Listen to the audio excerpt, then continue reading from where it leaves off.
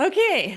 Welcome, Dr. Jonathan Welton. Thank you so much for coming on today. We've got some big questions for you, and I'm excited to just jump right in. It's a pleasure to be back. Good to be with you. And I think we're going to have some fun today. Excellent. Yeah, I never know where these answers are going to go. So I am always excited. All right. The very first question, I'm going to pre-frame it a bit. We're talking about how to understand this moment in time. A lot of people would agree we're in interesting times. There's a lot going on. Our news feeds are constantly full of all kinds of stuff that can be challenging, hard to make sense of. So we're looking for your perspective, your story. What is going on right now? Mm. Wow. What a big open-ended question. Yes. Where to begin? I suppose one of the things I'm really known for is a system of understanding the Bible called Better Covenant Theology. And it's the foundation of my worldview. It's the foundation of however I would answer a question like that. We could zero into just this year. It's 2024. Here's where we're at. But to build that house of where we're at and where we're going, I would start here with my perspective, the Judeo-Christian worldview perspective that I come from is Better Covenant Theology, and I have my doctorate in theology. I've spent really focused on uh, wanting to understand the Bible, because Mm. I hear people so often having confusion or just believing it cannot be understood or it's irrelevant or it's full of contradictions. There's a lot of these popular statements that people make. I don't think any of that is true. I think it's extremely relevant. I think it's very important to guide our lives. I don't believe there are contradictions in it. I believe there's a right way to understand it and in context that it makes sense. So some of my presuppositions are quite different than even other Christians. So one of the things that most Christians fall into two camps. There's a system of reading the Bible called dispensationalism. Inside of dispensational thinking, I think it was summed up well by a preacher I heard one time who said, "What is the most important page in the Bible?" And everybody was curious, stumped. And he flipped to the blank piece of paper, and he said, "The blank piece of paper between the Old and New Testament is the most important page in the Bible." Mm. That is a summary of Christians who fall into dispensationalism. Dispensationalism draws a hard line between the Old Testament and the New Testament. They call law versus grace. Inside of that system, you essentially see the Old Testament as the Old Covenant, and it is no longer relevant, no longer applicable. It's something you leave behind. Then the other system that exists inside of Christianity is covenant theology. Covenant theology sees very little barrier between the Old and the New Testament. Their very little barrier, they would say that Jesus replaced the lamb and animal sacrifice system of the Old Testament, but the rest of the laws are still applicable. So you carry over most of the laws. So you have these two camps inside of Christianity: one that carries over a lot of laws, covenant theology, and one that draws a massive wall between the Old and the New Testament. That's dispensationalism. I see some fundamental problems in both. And so that's where a lot of these contradictions come from that people run into. So for me, I went back and looked at the ancient covenants in the Bible and how they progressively build and how they are different. There's essentially, if you want to simply understand the Bible, you have to understand the covenants, because it's the written record of God's covenant journey with mankind. That's what the Bible is: the written record of God's covenant journey with mankind. We have the story of Noah, who has a covenant with God and floods the whole earth, and he puts the covenant there saying, "I'll never do that again." And he puts the rainbow in the sky. You move forward, you have Abraham. He promises he's going to make a great people and a great nation out of him, which are the Jewish people. And he makes a covenant with Abraham. Later, he makes a covenant with Moses, and that creates the nation of Israel and their temple system, their tabernacle system, and all the laws. Then later, he makes a covenant with David, King David. And then later, he makes a covenant with Jesus, and that's in the New Testament. If you want to understand the Bible, you have to understand those 5 covenants.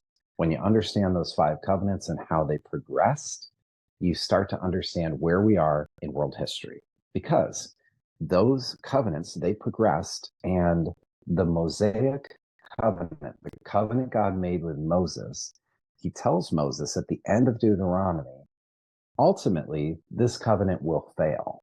Your people will go worship other gods. They will be led into exile. Then I will draw their heart back. They'll come back to Jerusalem. They'll rebuild. And then I will make a new covenant by circumcising their hearts. And when he predicts this, he basically tells us at the end of Deuteronomy the story of the whole rest of the Bible. He says, you're going to walk away from me, which they do. They worship other gods. They especially do that under King Solomon. King Solomon, who's married to over 1,000 women, wives and concubines. He ends up leading the nation into decline, and they worship other gods. The nation divides into northern and southern Israel, and you have them get led off into captivity under Babylon. Then you have the books of Daniel, Esther, all of those. So then they repent, they come back to Israel, they rebuild. That's Ezra and Nehemiah. Then Jesus comes and he circumcises the heart. He gives us a new heart. He makes us righteous. He builds a new covenant. And that's the new covenant story. When you understand that progression, one of the things about the Mosaic covenant is that it was destroyed in the 1st century when the temple was destroyed. Now, a lot of people miss this because Jesus on the cross in 30 AD, he creates a new covenant. But the old covenant of Moses lasted until 70 AD when the temple in Jerusalem was destroyed. So the whole New Testament is written in a background of a war between the new covenant and the old covenant that are in conflict with each other. Now, why is all of this important, John? And why are you taking us down this whole history lesson? I feel like Vladimir Putin sitting with Tucker Carlson right now, you know? Like we're going back to 800 AD and some bizarre Russian prince, right?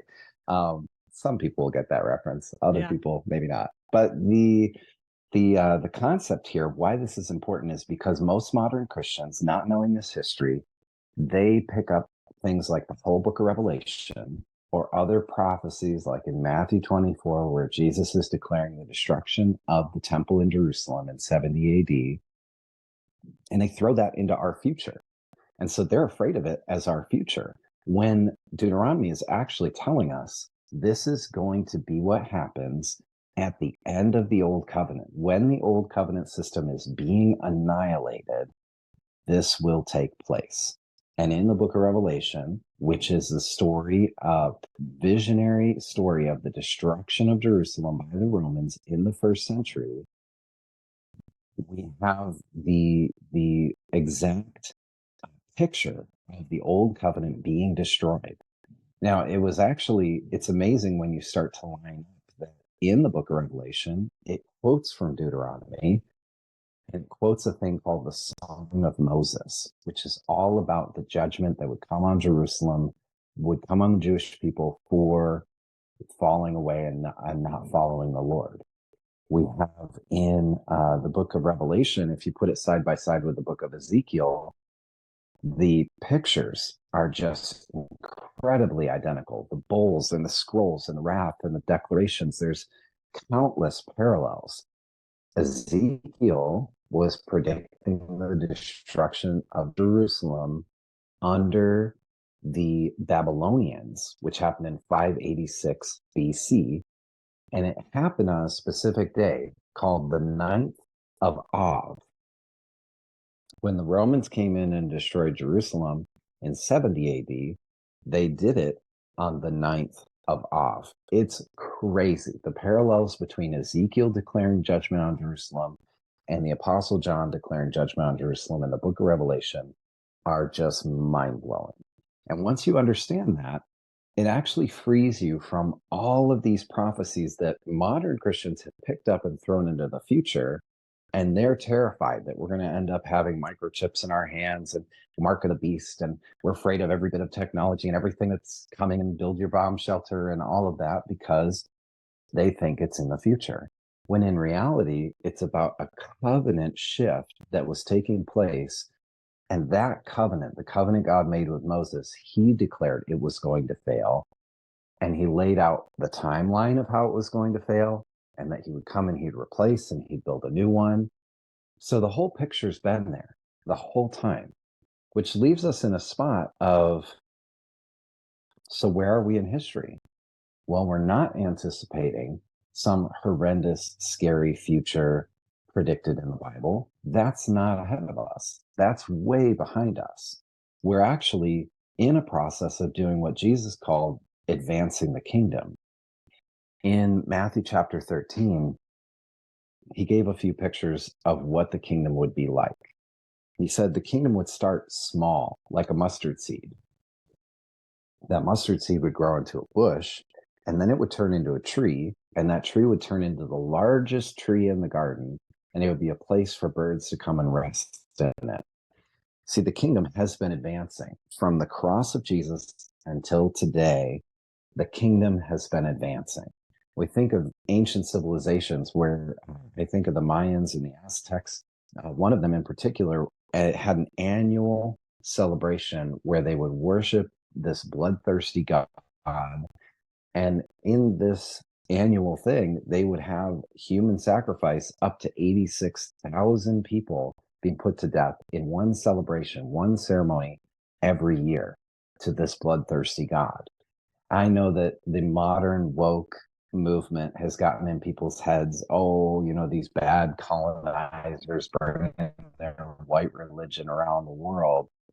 But in reality, we're bringing the Middle Eastern religion of Christianity all around the world, bringing peace, bringing safety, removing things like human sacrifice, child sacrifice. It has brought end to slavery. I mean, William Wilberforce in Great Britain brought an end to slavery without any civil war being necessary.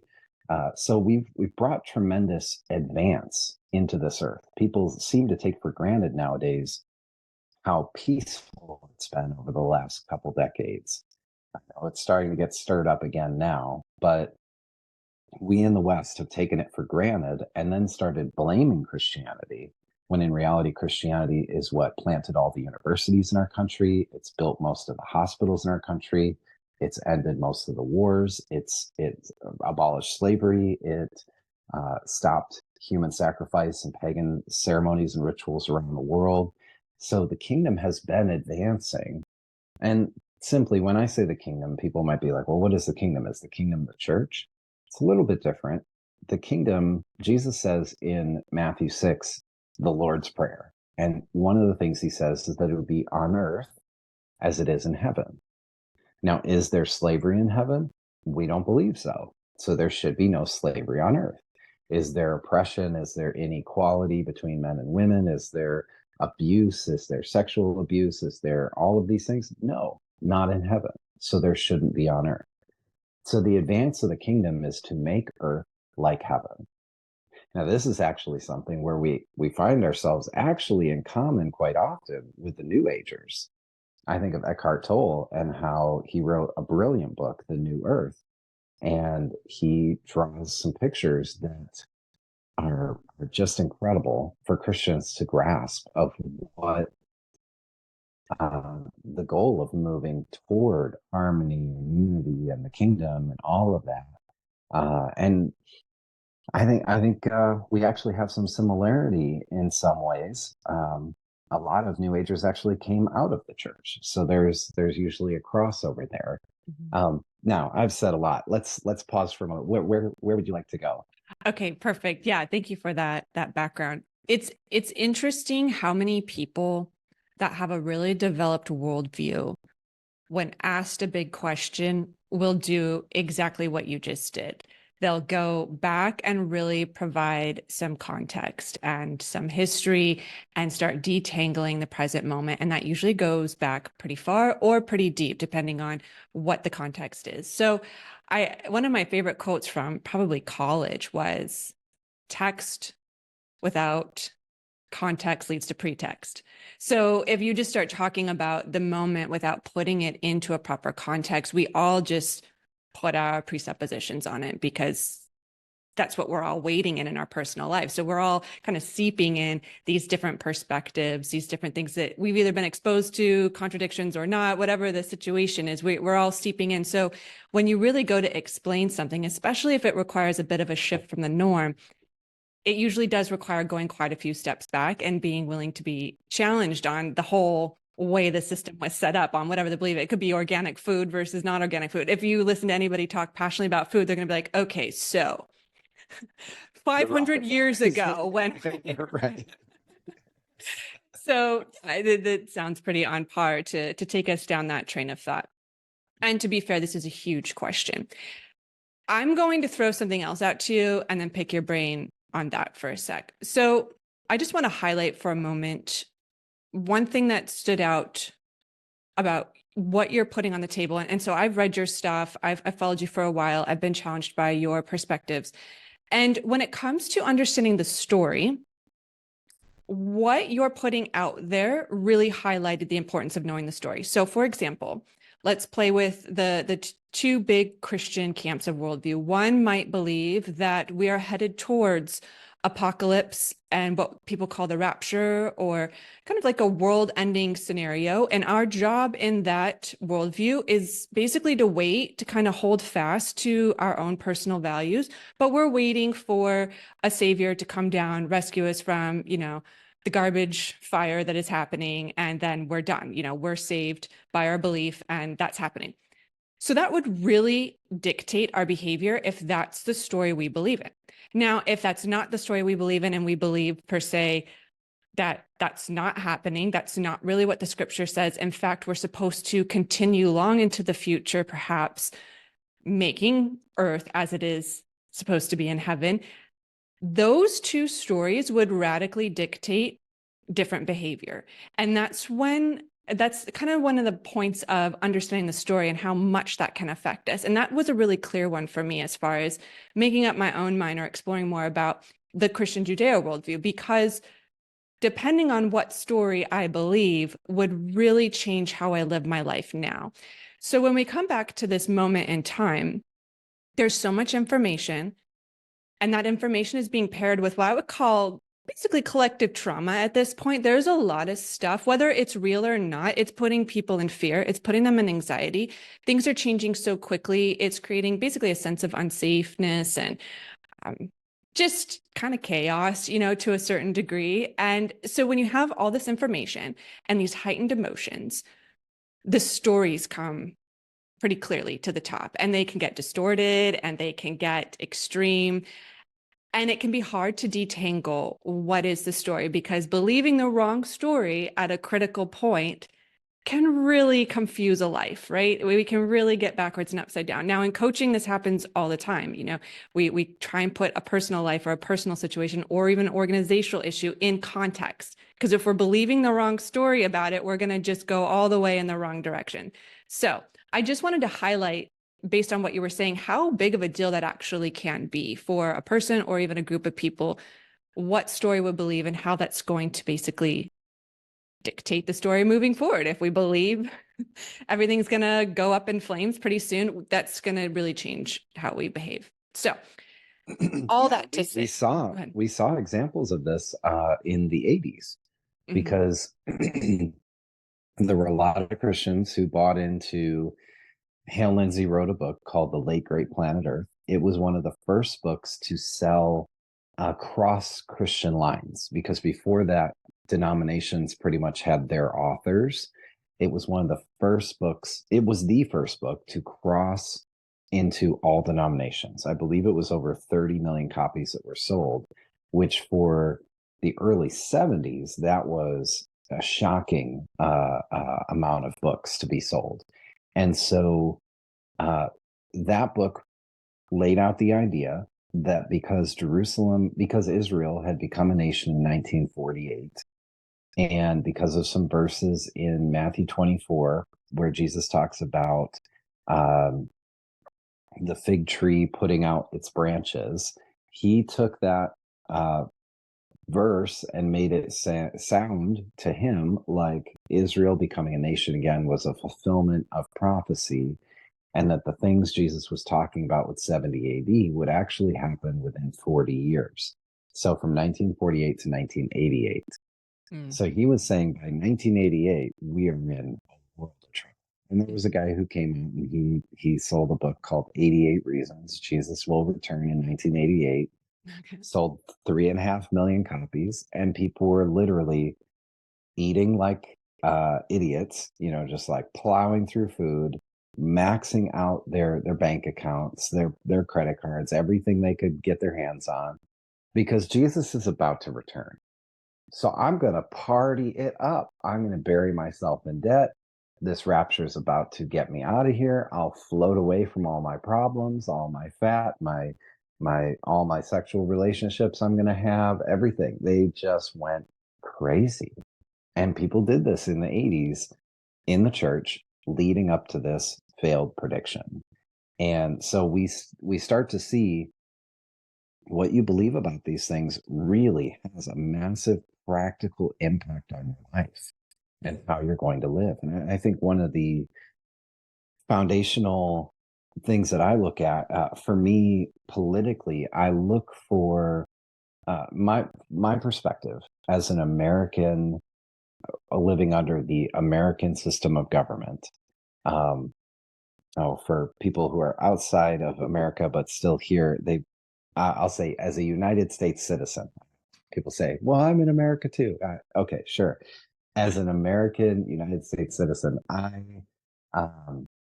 understand that this system only works inside of personal responsibility. That is such a massive key. And Christians miss that. And when we go to vote, we miss that. But it's so important that personal responsibility, which I end up being a libertarian because of that. And it's about personal responsibility. I am accountable for my actions personally, but I don't want to put laws and rules in abundance on everybody else trying to control everybody else. I want everybody to take on that same level of 100% personal responsibility. And the government should step in when somebody's rights are being violated or when somebody's responsibilities are being violated, but there's a very limited role for government. Well, in the same way, when I look at what is my understanding of what we should be currently doing, it's about personal responsibility. I'm not sitting on my hands waiting for an antichrist figure to take over the world and a total hellscape to break loose, and Jesus is going to come with a rescue helicopter to get the few chosen ones. I believe he left us with a personal responsibility to advance the kingdom in the earth. Mm-hmm. And at the same time, it can be very convincing to look around and go, well, but doesn't it look like we're headed into really dark times? Absolutely. Absolutely. I'm not taking any Pollyanna-ish version of everything's fine, everything's okay. No, we are in some really dark moments right now in our history, especially if you go back over the last 4 or 5 decades. Things have been progressively getting better and improving in so many ways. Mm-hmm. But between AI, between the debasing of our currency, between food production, costs of inflation, all of it. I mean, we are definitely in some dark times, but I don't believe that is leading up to the end of the planet. I believe we're headed somewhere else. And I'll pause there. Okay, perfect.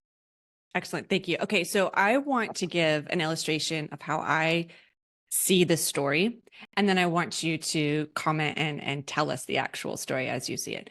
Mhm. Okay, so moving it from the situation for a second, let's take the body, for example. I really love health and wellness, and this is another arena where so many people have strong opinions, but let's just say for a second, I've got like a headache coming on and I'm starting to sweat and, I have a little rash and some lumps.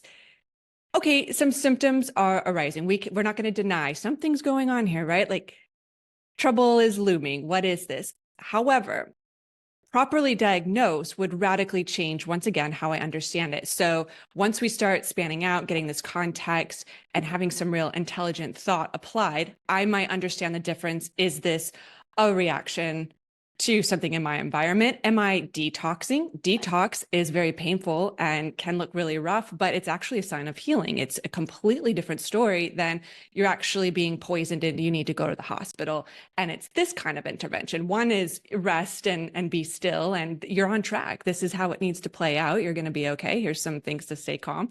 And the other one is if you don't act soon, you're going to be in even worse trouble. So go to the hospital. And that's just a small example of how we understand the same group of symptoms can radically determine what happens. And accurately defining that or knowing that story can not only provide so much comfort, but actually a pretty clear way forward. So bringing us back to the moment, we have these symptoms. Like you said, you listed all these things, and everybody in their little corners of the world has even more ideas of what that looks like. There's things we haven't even mentioned that other people are dealing with. So take us into Jonathan Welton's high overview, almost as if you were like explaining it to a group of children. And I'm not demeaning us as an audience, but I really enjoy when people can summarize almost on a story level of, okay, what is this? Are we detoxing and we're on track and we're headed towards health? Or is it time to go to the hospital and radical things need to take place? Or is it something altogether, different? So if you want, play with it.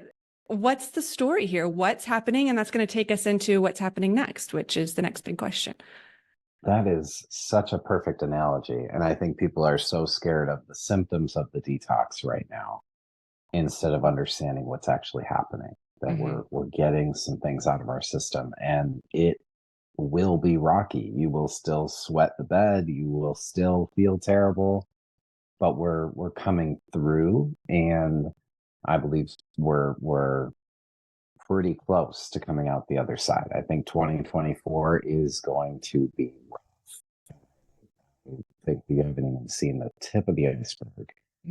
And it's hard for people to grasp, but if I turn back the clock to 2019 and I came to you and said, "Oh, did you know that next year we're going to have the whole world locked down? People are going to be running to the store buying toilet paper as if it's the most important item. People are going to be staying home from their jobs. If you travel to another country, you have to stay in a hotel room for 2 weeks before you can even go out into the other country. You're going to have people sticking Q-tips up your nose every time you go anywhere on a cruise or on a plane or whatever." People will be like, "You're out of your mind. Everybody's going to be wearing masks." Okay, sure. Put on the tinfoil hat, right? Like nobody would believe you if I was telling you this in 2018 or 2019. And then we all lived through it. Right. And now here we are down the road, and we're I believe at the doorstep of some things way crazier than what we've already been through. And yet it's the next level of this detox. That detox helped us start to understand that the pharmaceutical companies and the health organizations around the world are not to be blindly trusted. That they are filled with liars, filled with people who have agendas, people who are. We started trying to trust the science, and then every time we trusted it, we actually ended up following the money, and woke up and said, "Okay, enough of this BS." And so, that's been a wake up call for people, but there's a lot more wake up calls coming. Now, big picture, I'm trying to think how far back do we go in this big picture? Because if I went back just a little bit, I love Ron Paul said it, not Rand Paul, his father, Ron Paul, the senator from Texas of 40 something years. He wrote his book, End the Fed, and talked about the Federal Reserve and the problems that it creates for our economy. And he made the statement that we have been in World War One, World War III since the assassination of John F. Kennedy. Mm-hmm. People do not understand that humanity, has been at war with the three-letter organizations in our country at least since the assassination of Kennedy. Now, if we go back further, I believe who we're really at war with, and it's easy to say, well, it's the devil. Yes, but the devil has influence in specific people, in specific arenas, in specific realms. Even in the New Testament, Jesus talked about you can serve God or you can serve Mammon. And Mammon was this demon named after the financial currency system. It's a demon behind money. Money's not evil, but it can be the root of all kinds of evil.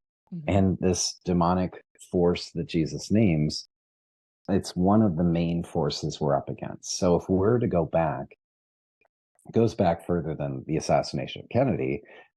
You can look at the founding of our country and some of the history that, of course, we're never taught about. We know that 1776, July 4th, they signed the Declaration of Independence. We go to war with England.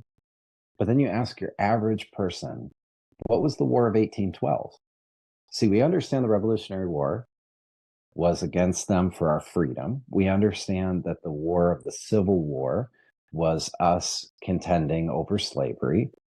We jump forward to World War I, World War II, Korea, Vietnam, Iraq. Like, we have an understanding of those. If you ask somebody, what was the War of 1812? No idea. It's like this forgotten war. And why is it forgotten? Because it was actually about us breaking into freedom from England once and for all. See, 1776, we won freedom to a degree. And inside of the freedom, we also had to still keep paying England because they still had contracts that no matter that 50% of the gold and silver that we found in this country, we had to pay them. Alexander Hamilton, which we've had Broadway created the Hamilton play, which is very enjoyable, great soundtrack. I really enjoyed it. But it's weird actually to dig into Alexander Hamilton because he was deeply involved in creating the first central bank in the US, and he was close friends with the Rothschild family. Alexander Hamilton is actually a very bad guy for our country. And he basically was at war with Thomas Jefferson, who was trying to get the ear of George Washington, saying, don't listen to him. He's setting up something evil in this country. I've seen it all over Europe. Don't allow this here. Well, somehow Hamilton got away with what he did, and he created the central bank in America. It had a charter that lasted for a period of time from the Revolutionary War up until about 1811. When that charter ran out, that's when America went to war with England. And we had a second fight. We had a second fight to try to break free of being an enslaved debtor nation to England. Even though we'd won a certain measure of freedom, we were still controlled monetarily. Mm-hmm. When we broke free of that, we had a period of freedom, and then we started the second central bank. We made the same mistake a little generation later, and that's when Andrew Jackson came in, and President Andrew Jackson, his whole motto was vote for Jackson and no bank. His entire premise to become president was, I will destroy the central bank system in this nation, which he did. He got voted in. He was a populist president, a landslide victory. Sounds familiar, right? He got in and he destroyed the central bank system. And from there, we went into years of prosperity. And that led to, between his presidency and Lincoln, we had years of prosperity. And then the central bank system, the Rothschild-backed system, got us into a civil war. We could have abolished slavery just like England did without a civil war, but there's lots of money to be made inside of a war. And so every war that's been created, the Rothschild family has backed it on both sides, all the way back to Napoleon. This is a way that they produce massive wealth for themselves. So they get us into the Civil War, take us down again. And by the time we get to 1913, we have the creation of the Federal Reserve.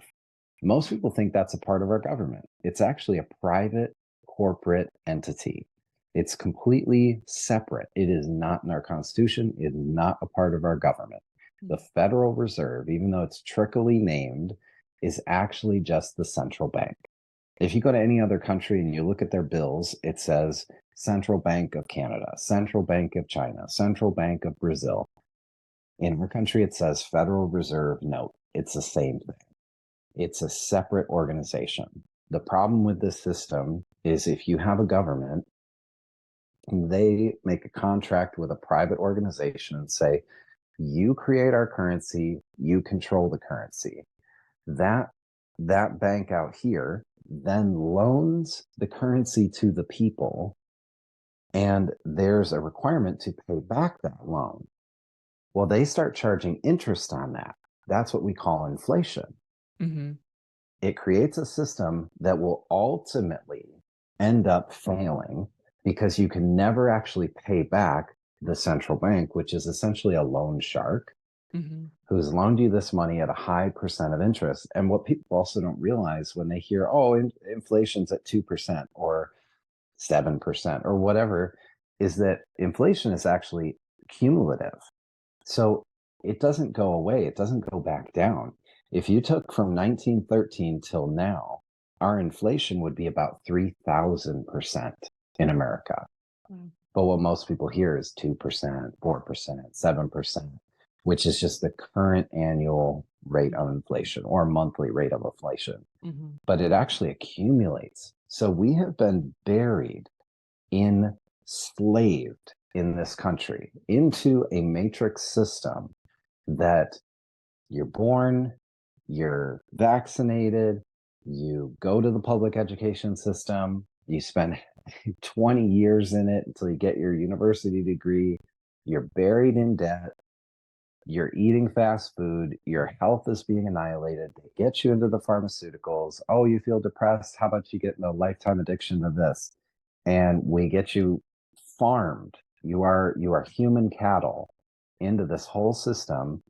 And whatever money you're making, now the government's going to take 30, 40, 50% of it out of you in taxes.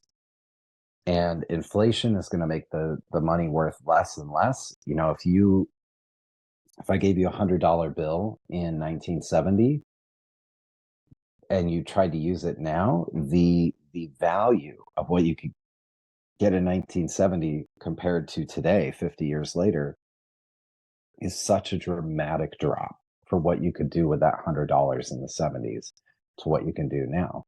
So just holding your money makes it more and more worthless. So everything in this system is built against us. And the Old Testament talked about this. God actually spoke very harshly against the concept of loaning money with interest, and that it was called usury. And he said, do not do this, it's an evil practice. And so we have in our whole system, the central bank system is the system that is at war with everything and everyone. But they're so behind the scenes, people do not realize. They think, oh, it's Republican versus Democrat, or it's red versus blue, left versus right. We have our propagandized media telling us who to be upset with, instead of recognizing what's really behind the whole system is the central bank monopoly that is controlling everything. And people say, well, it's capitalism, it's the lobbyists, it's the corporations, like everybody's got their favorite thing, but they do not understand that at the top of this pile is the central bank systems. And you can see how quickly it can change. I'll give you two examples. El Salvador. El Salvador was the most dangerous, highest rate of crime and murder and theft and all of that for years. They got themselves a new president 4 years ago. This individual has paid off the International Monetary Fund. He removed them from having national debt. He removed the central bank in their system. He made Bitcoin their system for buying and making swaps with other countries. He built a super max facility that could house 60,000 prisoners, and he began to round up and remove the MS-13 gangs. El Salvador went from the most dangerous to the most safe country in the world in 4 years under one president. And his main changes were economic changes and crime policy being enforced. Dramatic shift. Yeah. Another example would be Javier Milei in Argentina. They've been under socialism for 15 or so years. He comes in, and in 9 weeks, he produces the first national balanced budget that they've had in 12 years at the point that he did this.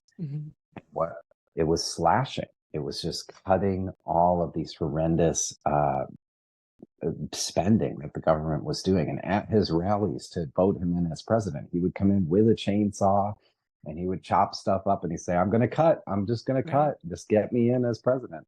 And he's put that nation on a path for explosive growth. Now, when I say kingdom advancing, most Christian people just think inside of like, I'm going to go tell the gospel to more people. That's awesome. That's good. But that's such a small part of that it would be on earth as it is in heaven. See, El Salvador has moved from hell on earth to being the most safe nation in the Western world. This is advancing the kingdom. And we just like, well, God can use whatever leader they put in. And we say these dumb things like that. And it's like, no, if you get the right person in with the right understanding, we can make this place paradise again. So. Okay. Very cool. Okay. I'm starting to really pick up on the story you're telling here. I'm going to summarize real quick and we're going to slide into that last home run question. Okay. So this is what I'm hearing you say. One, to understand the present, to truly understand big questions, we have to do a little bit of work. And you took us through at the beginning, just an example of how far back the present understanding can actually go and all the little misconceptions we can have along the way. So again, to the people who want answers to big questions, those answers usually belong to people who are willing to do the work to expand to those answers. So that was the first thing I got from you, is to have the correct or expanded understanding of what's happening in a time. We might have to do a little bit of work and challenge some conceptions. We might need to look at some history and build out a bigger perspective than just what we're seeing right now. Then I heard you talk a little bit about the two main worldviews, or the two general worldviews inside Christianity. One ending in what you're saying is a misunderstanding, and it goes towards more of apocalyptic turnout versus an advancing kingdom. Now, in the advancing kingdom, you mentioned right away, there's personal responsibility in this worldview.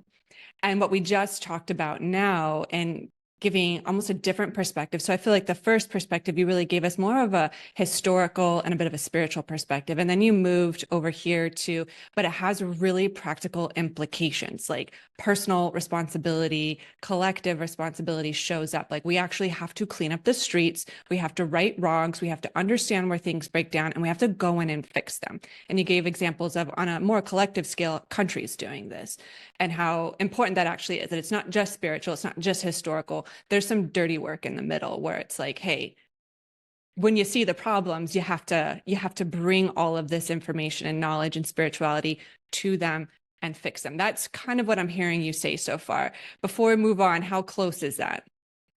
Awesome summary. Yes. Perfect. Okay, great. Okay. So yes, the story is building nicely. I see where you see this is going a bit. I see some of the work to get to the understanding of the present. So let's put those two last questions together, because I think you're already building that out for us. What's coming? And let's tie that in with, what do we do about it? What's the individual's role? We know and I think are familiar with the idea of heroes and saviors and even voting. And I'm not saying any of that is wrong or that we don't need those people playing their parts in this time. But if we were to move beyond that a little bit for the individual and their life who might be overwhelmed or curious or just feeling the fire of the symptoms that we talked about arising, what can they expect moving forward? And if it's natural, just tell us a little bit, what do you think that individual role is? Yeah, if we go back, I think the picture of what we've seen, the power of the president in El Salvador and the president in Argentina to make radical shifts to change a country in a good direction. So I don't want to underestimate that, because a lot of people seem to think, oh, it's just the president. His hands are tied. He's not able to do that much. Actually, he can do a dramatic amount. And it's very important and vital.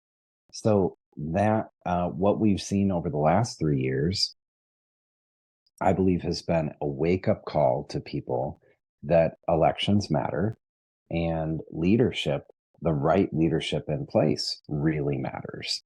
I believe that there is a metaphorical swamp of corrupt individuals, lobbyists, corporatists, politicians, central bankers, globalists, all of that are trying to take us down a dark road of social credit scores, communism, not even just socialism, communism, total control of the people, a world like Minority Report. Like, we do not want to live in that reality. And a lot of people either think the Bible predicts that we're going to end up there, so we throw up our hands and play the victim and we just go there, or they couldn't actually want us to live there. That's not what these people really think. Nobody could really be like that. But I would hope that after watching mandatory things that they've done over the last 5 years to us, that there'd be a wake-up call to go, no, there are people who really want to control the hell out of everybody and do this kind of stuff to us. So then we have a third option. Either we play the victim and say it's God's will and we just give up and let them do their evil, or we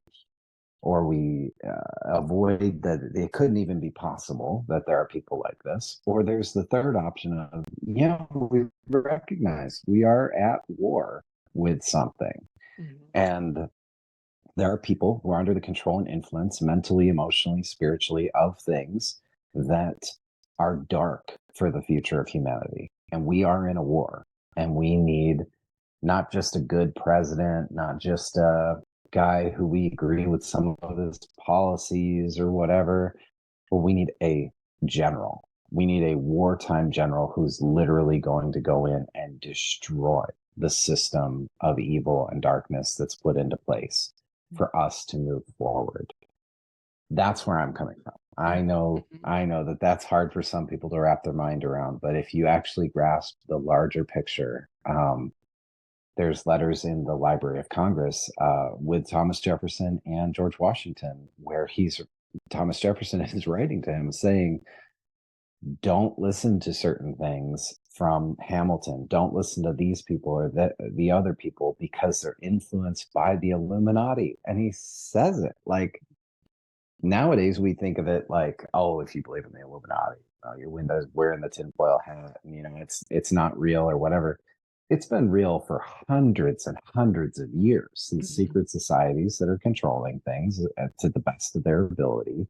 And I believe we are technologically so advanced that we're either going to go into a brutal system of control over our fellow humans, or we're going to turn back to personal responsibility and freedom and law and order. See, the thing in our country that we forget, we are not a democracy. Every time I hear somebody say that, I know immediately they do not understand our government. Especially, this is a common dog whistle on the left to say, like, so and so is going to remove our democracy. We don't have a democracy.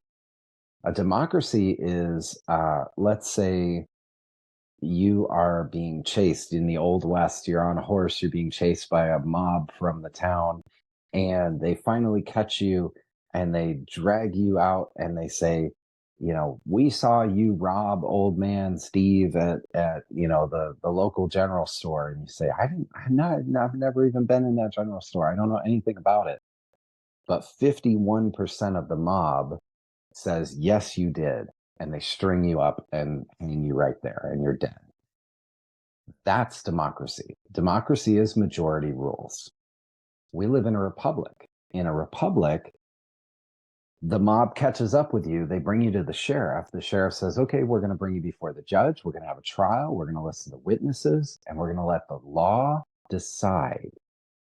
See, that's law and order. So when you hear certain leaders talk about law and order a lot, that's because they represent a republic. And that is a lot safer as a human being to live inside of a republic where the law is actually going to keep you safe and you have a system of justice for all rather than a system of majority mob rule.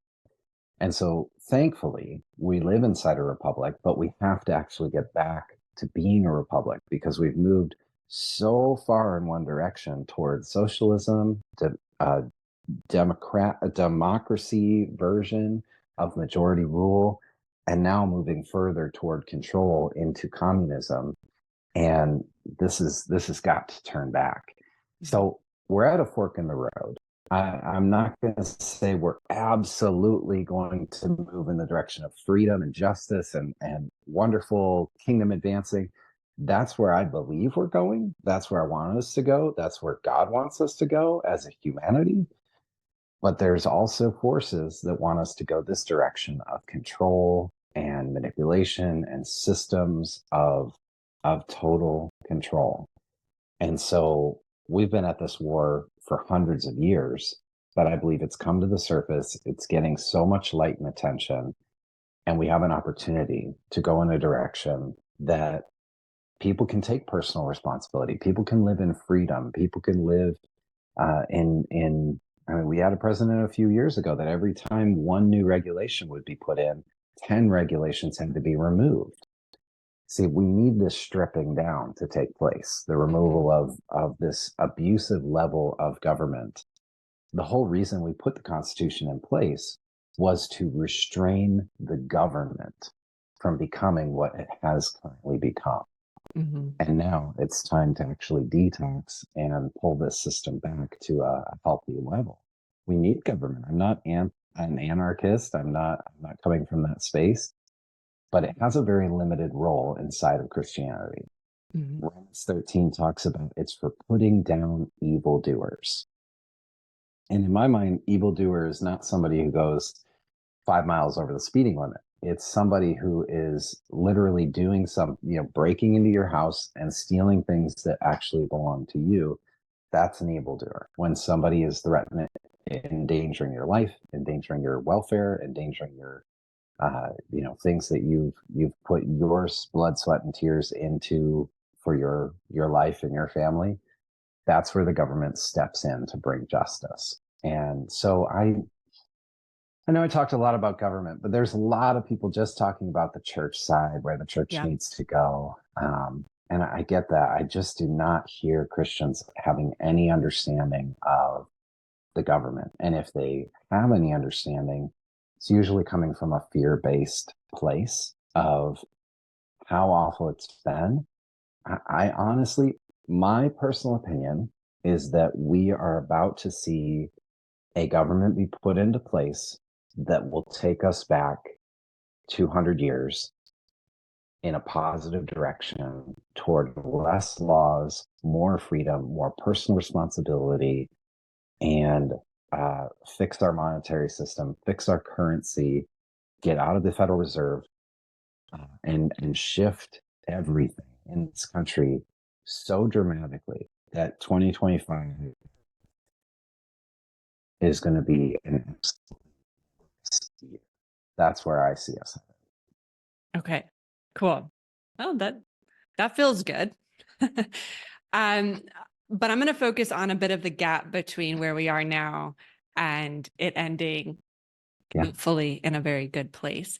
And I know we're rounding the corner here towards the end. So I'm going to just highlight this piece that I hear you saying of personal responsibility. So you mentioned, you know what, we're at a fork. We're not guaranteed to go this better freedom path. That's where we hope we go. But there is this moment in time that we're sitting in where it could go a dark way, and we're in a trepidatious period.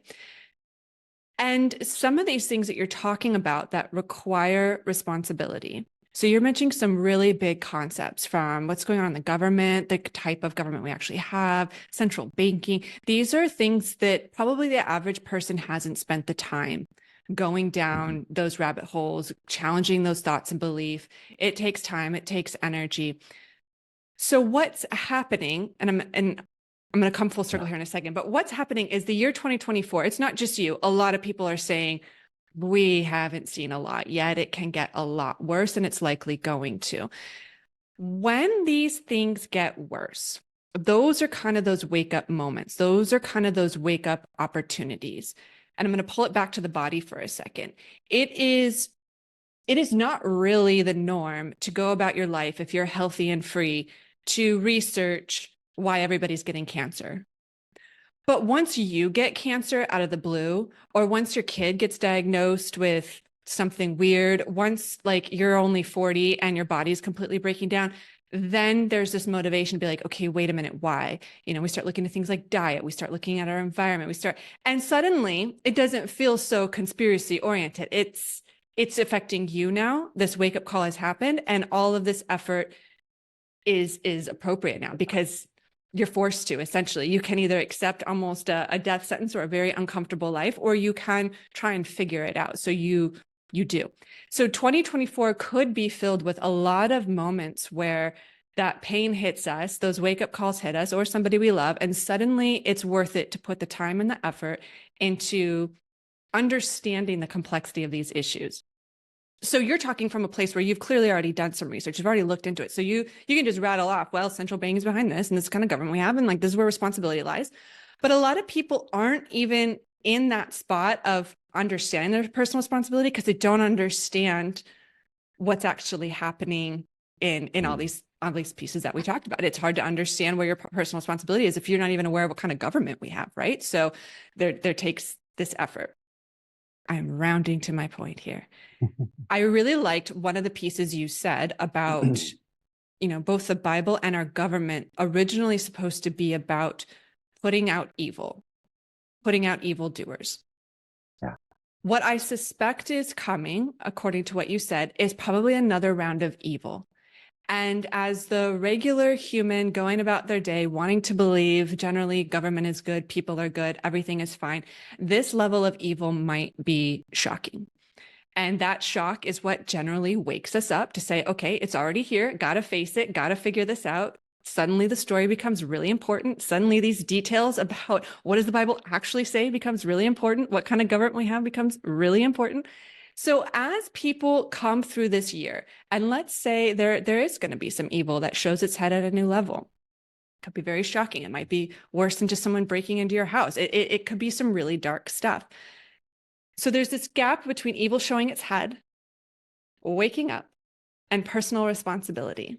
What would you say to the person going through that as they try and move towards personal responsibility, that kind of waking up process of being faced with evil, being faced with maybe a dark year, maybe multiple years?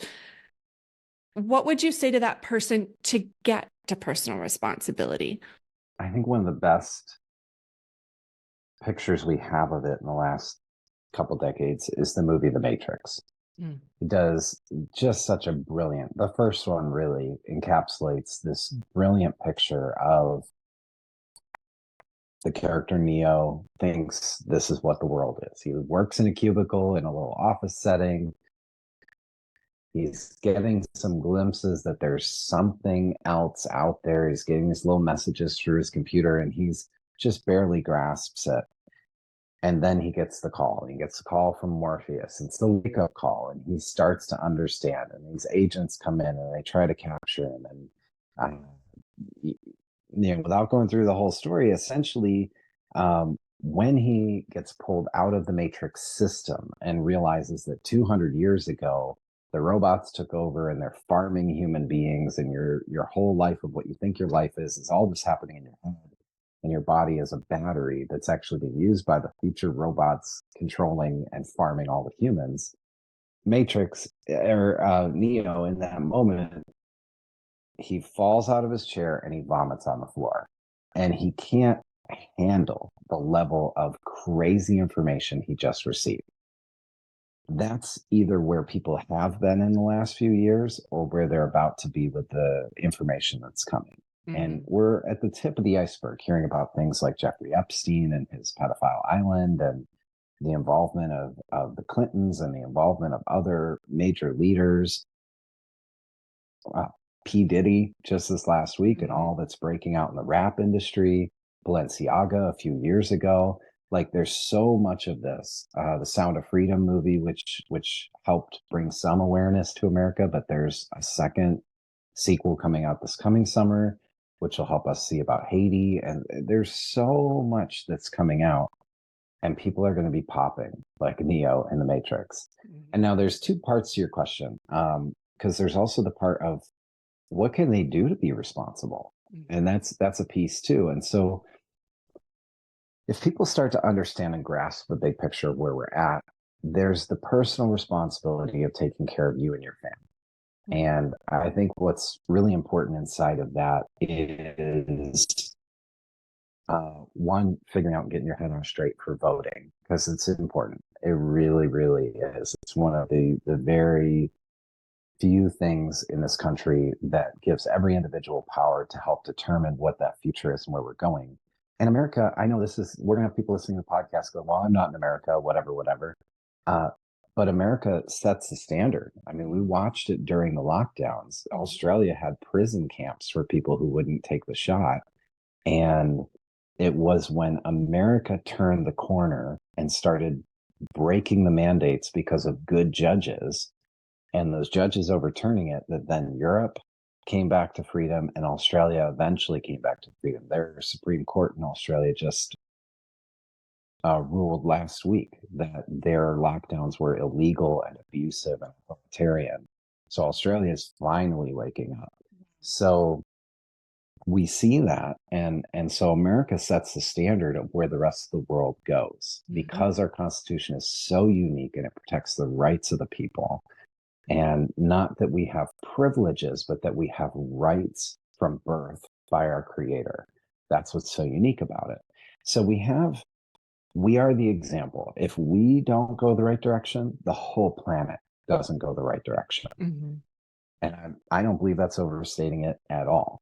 Right. So that's one, is we have to be involved to vote like that. Second is taking care of what you need to get through 2024. And I'm not speaking as a financial advisor here at all, but I would tell anybody who is willing to listen to me, buy physical gold, buy physical silver, buy crypto.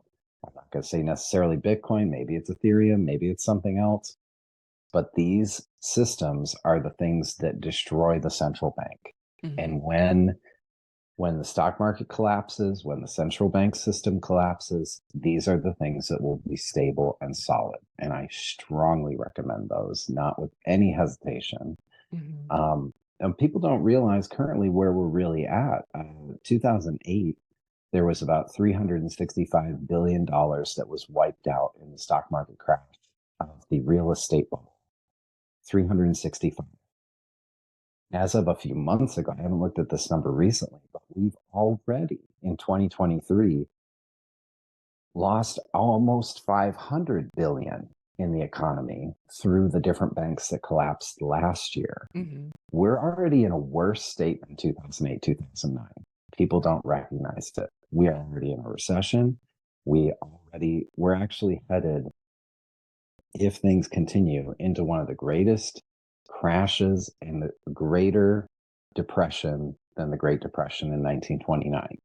This is where we're headed this year. Mhm. And possibly war with Russia. People are talking about nuclear war. I would say gold, silver, Bitcoin, have a gun, be able to protect your home, get the food that you need. Don't buy the 55-gallon barrels of food like people did for Y2K, but whatever food you normally eat, get more of it and have it on hand. Mhm. There's a value to being prepared ahead. If it's non-perishable, load some shelves in your garage. Think ahead. We've watched this year, in the last 12 months alone, we've watched the Lahaina wildfires. We've watched Israel be suddenly invaded by Hamas. We've watched tragedy after tragedy. And if we're still sitting around going, I don't know if I need a gun. We have over 15 million illegal immigrants that have just walked into the country. We have people like Lake and Riley getting killed like a week and a half ago. Just beautiful 22-year-old nursing student doesn't know this person, just raped and killed at her college campus. Like this craziness of what we're headed into, you need to be able to protect yourself. You need to be able to protect your family and your resources that you need to have on hand.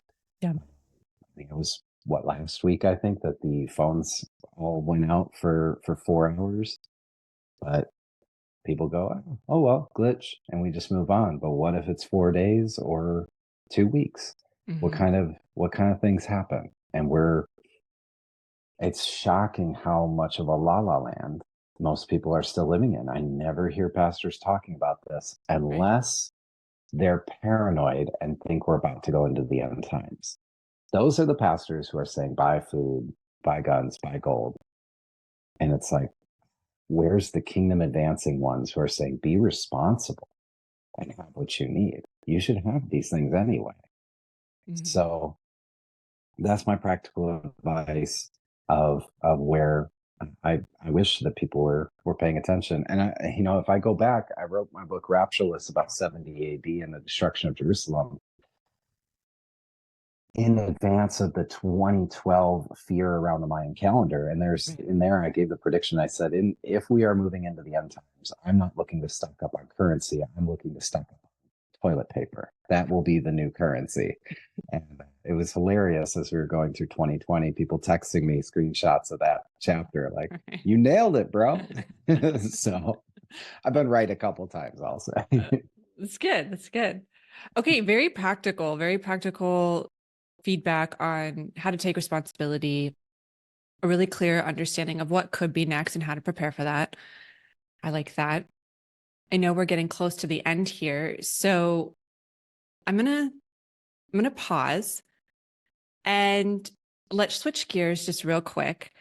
And let's get some feedback from you on top suggestions on books. So I'm going to break this down though, because what you just walked us through, and I really like this, the way you came about it. It's different than how I approach it, but I would say you came about this from a very masculine perspective. So in the blog, in my book, I talk a lot about the difference between masculine and feminine, the energies, not necessarily the people or the genders, and how important the integration of those two are. Now, in the blog and in the work I do, I focus a lot on the inner world, which is a lot more feminine. But what you just focused on is a lot of the structure, the information, the history, the practical approaches, how to think, how to plan, how to really start to dissect this and approach it. And I really enjoy that. And it creates this structure for the feminine approach to thrive, essentially. Mhm. So the feminine approach, I consider a little bit more inner world. That's how we're taking care of our soul. It's how to face pain. It's how to deal with resistance.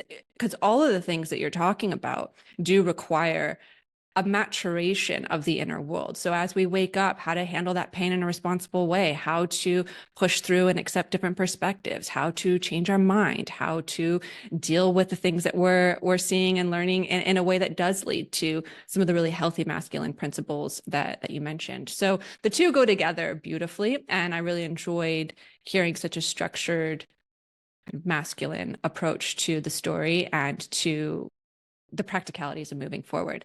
So now we're kind of going into what I call a hybrid. So when we go into, say, books or anything that we're learning about, I think those usually span both ends. It kind of can put you in some of this feminine process of exploration, of learning, of intuition, and it can also sometimes be extremely practical. It's a tool. It's a way to educate yourself. I absolutely love books. I think anybody who can spend time listening or reading can really open up their world. And I think anybody who has anything close to answers or help or feedback right now has invested quite a bit of time in study. Not that books are salvation, but it is a process of how we can really open ourselves up and even entertain things that we don't agree with. There is such value in even, learning how to really do more than a 30-second Instagram click or a 10-second TikTok to have your ideas challenged, but really go into something, really sit with an idea and hear the full development of it. And I think books are the ideal. So that said, I'm going to ask you two different book questions based on everything you just walked us through. So really topic oriented on what we went over today. Top book recommendation. For anybody wanting to learn more, it could be anything. Where would you suggest listeners go deeper in a book? If they want to understand some of the history background to some of what I shared, I would say this book right here is fantastic. I'll read the title is The Suppressed History of American Banking: How Big Banks Fought Jackson, Killed Lincoln, and Caused the Civil War. Awesome. I'll put a link to that. Yeah, it's a really reader friendly. It's not an overwhelming history, but it's jam-packed, stunning information about what's been going on behind the scenes and to really understand the situation we've gotten ourselves into today. Cool. Yeah, that would be as far as the history. I would also, especially people are, let's say they're challenged. If we go all the way back to the beginning, where we're talking about covenants versus some of these other things, I would strongly recommend getting a copy of my book, Understanding the Whole Bible. Yeah. And I take people back through those covenants and understanding them and how the destruction of Jerusalem is connected to the removal of the Moses covenant and brought us into the full freedom of the new covenant. Because most people still blend those together. And that was actually the war that Paul was having the whole time he's writing the New Testament, was his war between those who were mixing the old and the new together. They were called Judaizers. And he was basically fighting them in every letter. So it's, but we still have that war today because people don't understand covenants, and it's really vital. Yeah, I'll put a link to that too. That is actually one of my favorite books by you. I've gifted it to several people. It's for anybody interested, I think it's a really great breakdown of a coherent worldview. I think it really walks you step by step how to see, question, understand. It felt very, I like to use the term neutral. Like it just felt like, here's the information, let me walk you through it, take what you want type thing. So it didn't feel super biased or anything that sometimes these books can feel like. I super enjoyed it. I thought it was one of the most helpful books I've read in the Christian-Judeo realm. Another one I would suggest for people by you is Raptureless. And I'd say that's much more punchy, challenging, or really gets to like some heart of some cultural stuff that we're all steeped in. So that's a fun one for anybody with more questions about that. Okay, now I'm going to break from that for a sec and just go big. I mean, any topic, anything, the whole life and world of Jonathan Welton at this moment in time, top book review. It could be anything you're super interested in reading, or just like, hey guys, this is an incredible book. Check it out. Gosh, that is a fun question. I think based on what you were talking about a few moments ago about masculine and feminine, I think that's such an important topic across the board because, and Jordan Peterson has done a great job talking about this. That all throughout ancient cultures and around the globe, we have the feminine, which brings a dance and chaos and beauty and emotion. And we have the masculine that brings structure and safety and peace. And you have these two things that are so different, and they come together. And Teal Swan talks about masculine containment, not that the masculine controls the feminine, but it creates a space for the feminine to be feminine. So I've been on this journey myself. This year we're celebrating 20 years of being married, my wife and I. And Congratulations. thank you. It was really rough at certain points, and we went through hell and back. In the process, it was masculine and feminine understanding that made all the difference. So there's really two books in this realm, one that I wrote and one that I also highly recommend. One that I recommend is called The Way of the Superior Man. Cool. The Way of the Superior Man by David Data is like the classic. It is probably the best men's book in a general sense that I've ever come across. And The Way of the Superior Man, he lays out what is the masculine, what is the feminine, and that there's even different levels. Like you have the masculine man who is like the caveman, machoism, clubs you over the head, drags you back to his cave. He's just thuggish masculinity, machoism.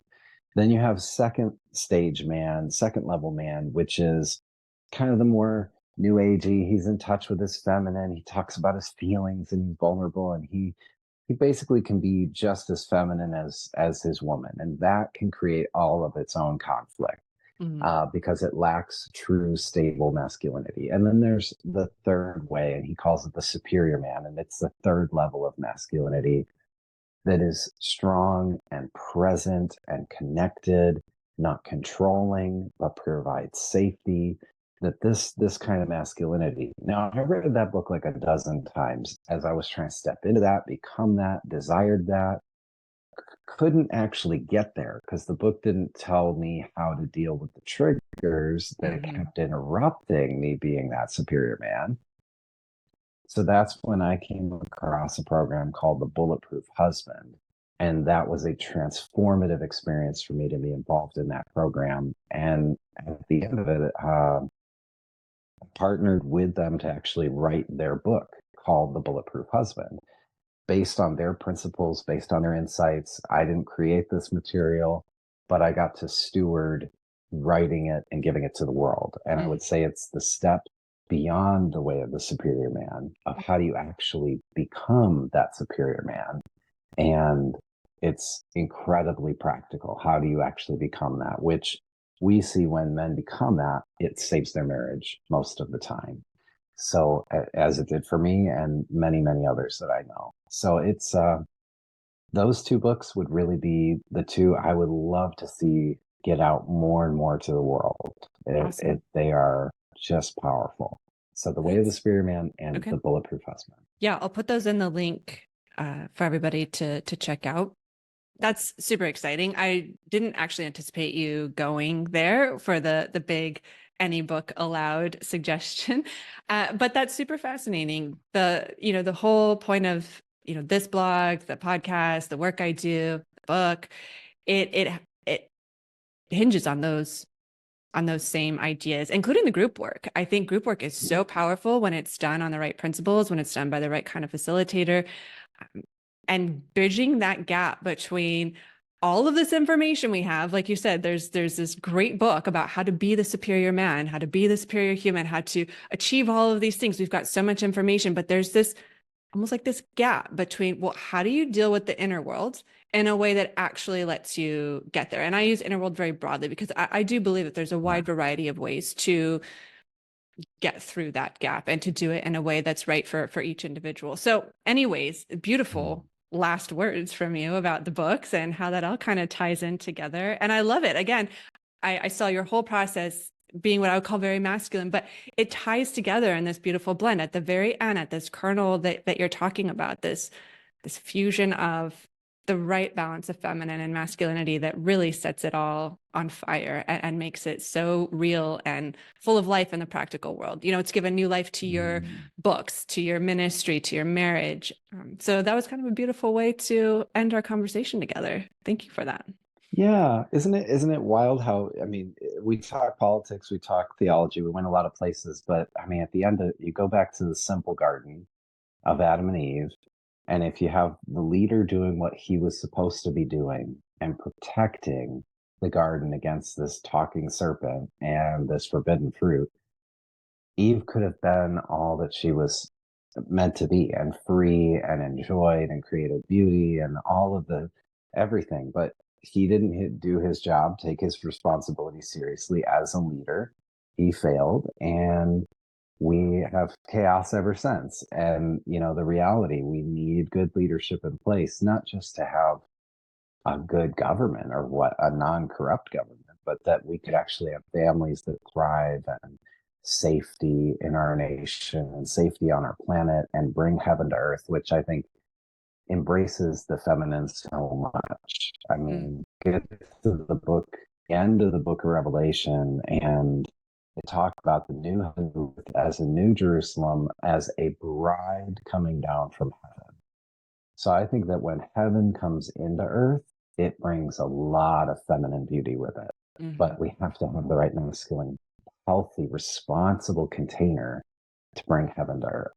Yeah. So yeah, I love that you're on the same track with that. So Cool. thank you for hosting this wild. I don't usually get the chance to share all of my historical background too, because it's important people get a hold of this. So thank you. Yeah, you're very well spoken. It's funny. I feel like I could just pull a topic out of a hat and be like, what about this? And you'd be like, well, in 1718 is when the zoos first started. And you would have the whole history on that too. You can just kind of go anywhere with, you're very well read. I know that studying and, knowing your stuff is what you've committed your life to. And that's why it's so enjoyable to talk to people like you and you share your knowledge with us and give us your perspective. So thank you. I had a great time picking your brain, taking you all over the board. You're a great sport. I really appreciate you giving us your heartfelt answers to these big questions. Gladly. A pleasure. Thank you. Awesome. Yay. End scene. Very good.